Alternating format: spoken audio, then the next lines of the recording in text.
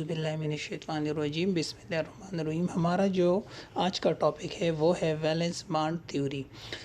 जो valence shell electron pair repulsion theory थी उसने एक्सप्लेन नहीं किया था बॉन्डिंग को। सो वैलेंस बॉन्ड थ्योरी ने एक्सप्लेन किया केमिकल बॉन्डिंग को और स्पेशली कोवलेंट बॉन्ड को। ठीक है, this theory was proposed by Heitler and London and explain only covalent bonding in molecules.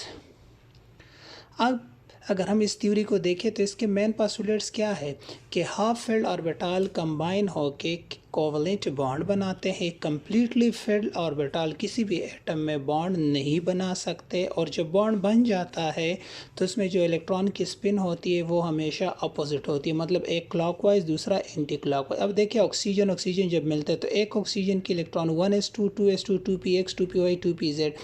अब यहाँ पे 6 इलेक्ट्रॉन है, यहाँ पे एक है और यहाँ पे एक है। सो इन दोनों में 1 1 है। सो सिर्फ ये py और pz केमिकल बॉन्ड बना सकता है। 2px कम्प्लीटली फिल्ड है, ये बॉन्डिंग में हिस्सा नहीं ले सकते। फिर बॉन्ड दो किस्म के बनते हैं ओवरलैपिंग से। जब py और pz दूसरे ऑक्सीजन के py और pz के साथ मिलता है तो दो किस्म के बॉन्ड बनते हैं, एक सिग्मा बॉन्ड और दूसरा पाई बॉन्ड। अब सिग्मा बॉन्ड कैसे बनता है?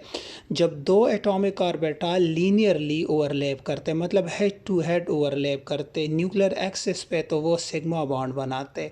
और जब दो ऑर्बिटल साइड वाइज ओवरलैपिंग करते, मतलब या यहाँ से यहाँ या नीचे से यहाँ, मतलब बिलो या अबव द बॉन्ड एक्सिस, तो वो पाई बॉन्ड बनाता है। सो linear overlapping of orbital form sigma bond, side wise overlapping of orbital form pi bond. Electronic density on bond axis पे होगी। यहाँ पे इलेक्ट्रॉनिक डेंसिटी बिलो या अबव बॉन्ड एक्सिस होगी। फ्री रोटेशन पॉसिबल, सिंगल जो bond होता है इसमें फ्री रोटेशन पॉसिबल होता है, लेकिन जब पाई बॉन्ड बन जाता है तो वहाँ पे एटम्स को आप फ्रीली रोटेट नहीं कर सकते।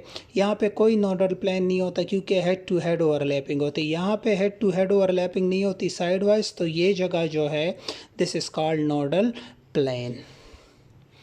सिग्मा बॉन्ड जो होता है रिस्पॉन्सिबल होता है ज्योमेट्री या शेप ऑफ मॉलिक्यूल, और पाई बॉन्ड का कोई काम नहीं होता ज्योमेट्री या शेप ऑफ मॉलिक्यूल के साथ। अब अगर आप यहाँ पे देखें सो एक्सटेंट ऑफ ओवरलैपिंग मुख्तलिफ ऑर्बिटल या एटम में। अब अगर हाइड्रोजन तो इसमें एस ओवरलैपिंग से सिग्मा बॉन्ड बनता है। अगर आप HCl को देखें तो H और Cl, तो H का S और Cl का P ओवरलैप SP ओवरलैपिंग से।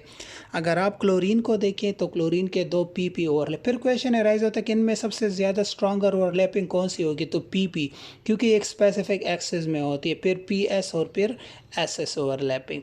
अब अगर आप यहाँ पे देखें ऑक्सीजन को तो 2px 2s2 1s2 completely field है, सिर्फ ये दो है। सो दोनों ऑक्सीजन के px सिग्मा बॉन्ड बना देंगे और pz साइड वाइज ओवरलैपिंग से पाई बॉन्ड बना देंगे, तो इसलिए ऑक्सीजन मॉलिक्यूल में डबल बॉन्ड होते हैं। इसी तरह नाइट्रोजन को देखें तो 7 electron 1s2 2s2 2px 2py 2pz।